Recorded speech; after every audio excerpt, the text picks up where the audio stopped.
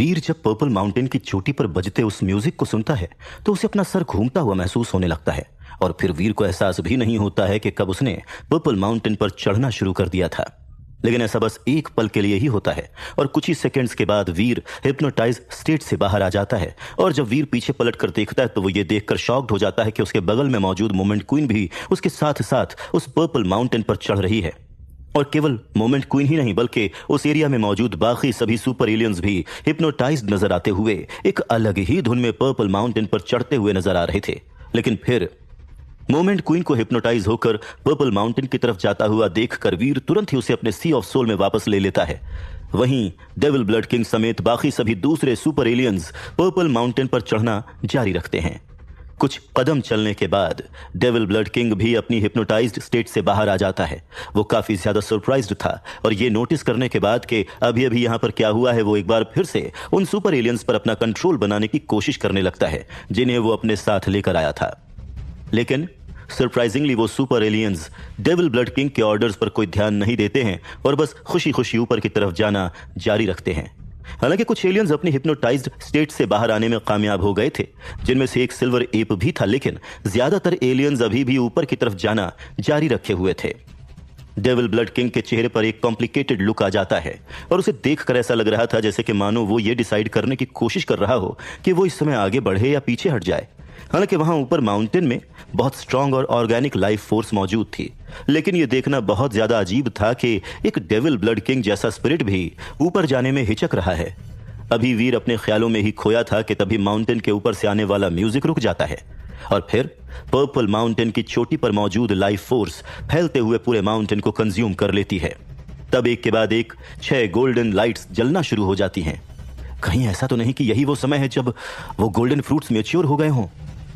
वीर इस समय बहुत ही ज्यादा शॉक्ड था और वो श्योर नहीं था कि उसे जितेश खन्ना को बुलाना चाहिए या नहीं। वो पूरा नजारा उसके लिए कुछ भी सोच समझकर कोई डिसीजन लेने के हिसाब से बहुत ही ज्यादा डरावना था। और फिर सभी एलियंस अपनी हिप्नोटाइज्ड स्टेट से बाहर निकल आते हैं। वीर ये तो नहीं जानता था कि वो कौन सा मॉन्स्टर था जिसने पहले गुर्राना शुरू किया था, लेकिन उसके बाद वीर को एक के बाद एक एलियंस के गुर्राने की आवाजें सुनाई देती हैं और वो सब के सब पर्पल माउंटेन की चोटी की तरफ भागना शुरू कर देते हैं। हर एक एलियन तेजी से जन्मों के भूखे की तरह उस गोल्डन लाइट की तरफ भागता हुआ चला जा रहा था। वहां पर मौजूद हर एक एलियन के अंदर जेड गोल्ड ट्री के द्वारा पैदा किए गए उन गोल्ड फ्रूट्स के लिए कभी न खत्म होने वाली भूख थी। जिस एनर्जी ने पर्पल माउंटेन की चोटी को किसी फाउंटेन की तरह कंज्यूम करके रखा हुआ था, ऐसा लग रहा था जैसे कि वो हर उस एलियन को भी एनर्जी प्रोवाइड कर रही है जो उस पर्पल माउंटेन की स्लोप्स पर चढ़ रहे थे। अपने दांतों को भींचता हुआ डेविल ब्लड किंग भी अब तेजी से पर्पल माउंटेन को चढ़ते हुए मोमेंट शेल्टर की तरफ जा रहा था। उसने फैसला कर लिया था और वो फैसला ये था कि वो उस शेल्टर के अंदर मौजूद खजाने पर गिव अप नहीं करेगा। बाकियों के ऑपोजिट वीर अभी भी थोड़ा हिचक रहा था। उसे ऐसा महसूस हो रहा था जैसे कि अभी भी कुछ बुरा होने वाला है और यही वजह थी कि उसने अभी तक जितेश खन्ना को यहां आने का कोई सिग्नल नहीं दिया था। वहां की सिचुएशन ऑब्जर्व करो और मुझे वापस से रिपोर्ट करो।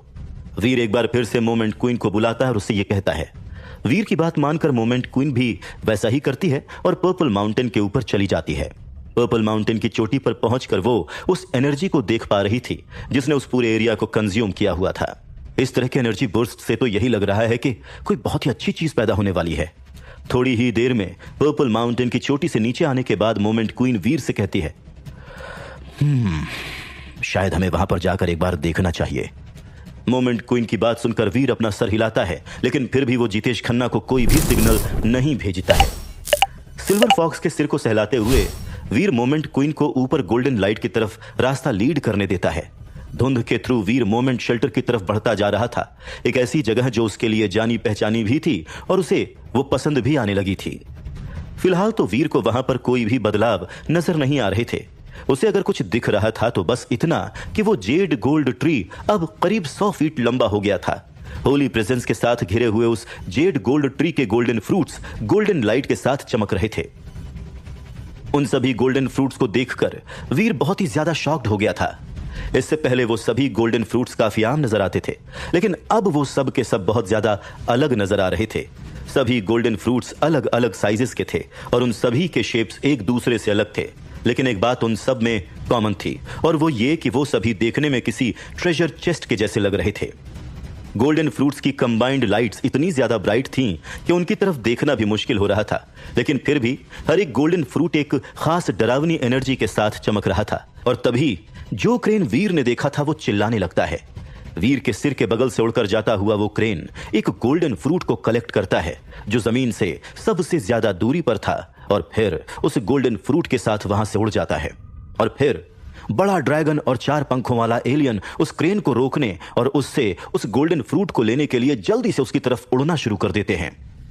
दूसरी तरफ उस क्रेन को उन गोल्डन फ्रूट्स में से एक को हासिल करता हुआ देखकर सभी एलियंस जेड गोल्ड ट्री की तरफ तेजी से दौड़ना शुरू कर देते हैं, इस उम्मीद में कि वो बाकी के फ्रूट्स को हासिल कर सकेंगे।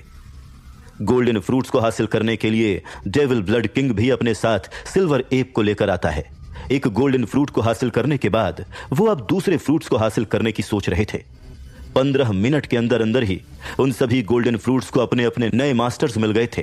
वीर अभी भी उस जेड गोल्ड ट्री से बहुत ज्यादा दूर था और अपनी पहले की हिचकिचाहट की वजह से वो अपने लिए एक भी गोल्डन फ्रूट हासिल करने में नाकामयाब हो गया था। लेकिन ये तो बस शुरुआत थी, क्योंकि अगर वीर को एक गोल्डन फ्रूट मिल भी जाता तब भी अपने आसपास के एलियंस के गुस्से की आग से बचकर भागना अब तक का सबसे बड़ा चैलेंज था। पूरे शेल्टर में इस समय उथल पुथल मची हुई थी और सभी एलियंस उन गोल्डन फ्रूट्स को हासिल करने के लिए आपस में कटे मरे जा रहे थे। कॉम्बैट की आवाज के साथ साथ एलियंस के गुर्राने और चिल्लाने की आवाजें इतनी ज्यादा तेज थीं कि वो कानों को फाड़ कर रख देने वाली थीं। गनीमत यह थी कि मोमेंट शेल्टर बहुत मजबूत था, नहीं तो जिस तरह से वहां पर आग, जहरीली धुंध और थंडरकास्ट हो रही थी, उसकी वजह से पलक झपकते ही मोमेंट शेल्टर अब तक एक खंडहर बन चुका होता। तुम्हें नहीं लगता कि हमें भी उस लड़ाई का हिस्सा बनकर एक गोल्डन फ्रूट अपने लिए हासिल करने की कोशिश करनी चाहिए? मोमेंट क्वीन वीर से पूछती है। नहीं, अभी नहीं, अभी हमें थोड़ा और इंतजार करना चाहिए।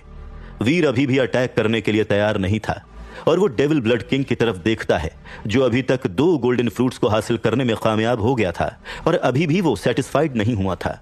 इसीलिए अपने पेट्स को लीड करता हुआ वो आगे जाकर एक और गोल्डन फ्रूट को चुराने की कोशिश कर रहा था। वीर डेविल ब्लड किंग के साथ पहले ही लड़ चुका था, लेकिन अभी भी वो उसकी असली स्ट्रेंथ के बारे में पता नहीं लगा पाया था। लेकिन अब इस खतरनाक बैटल के बीच में वीर को भरोसा था कि अपनी ऑब्जर्वेशन के थ्रू वो सटीक तरीके से यह पता लगा सकता है कि डेविल ब्लड किंग की असली स्ट्रेंथ क्या है। डेविल ब्लड किंग को कुछ देर तक ऑब्जर्व करने के बाद वीर फाइनली स्माइल करता है।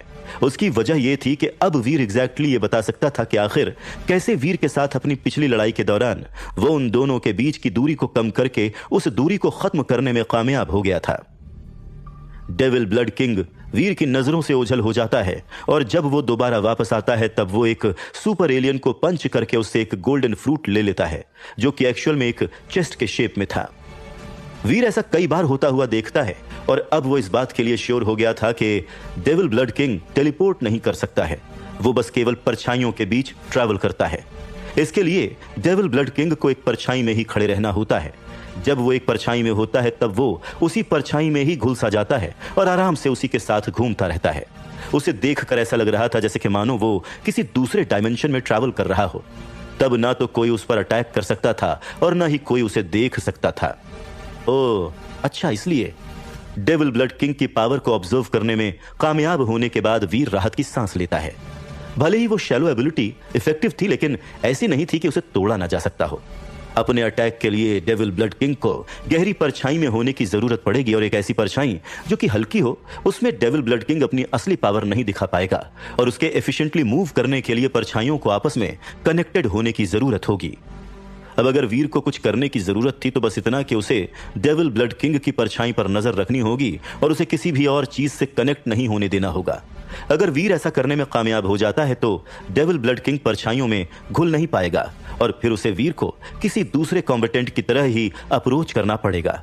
लेकिन इस शेल्टर में बहुत से प्लेसेस थे और यही वजह थी कि वहां पर बहुत सी चौड़ी और स्ट्रॉन्ग परछाइयां कास्ट हो सकती थी।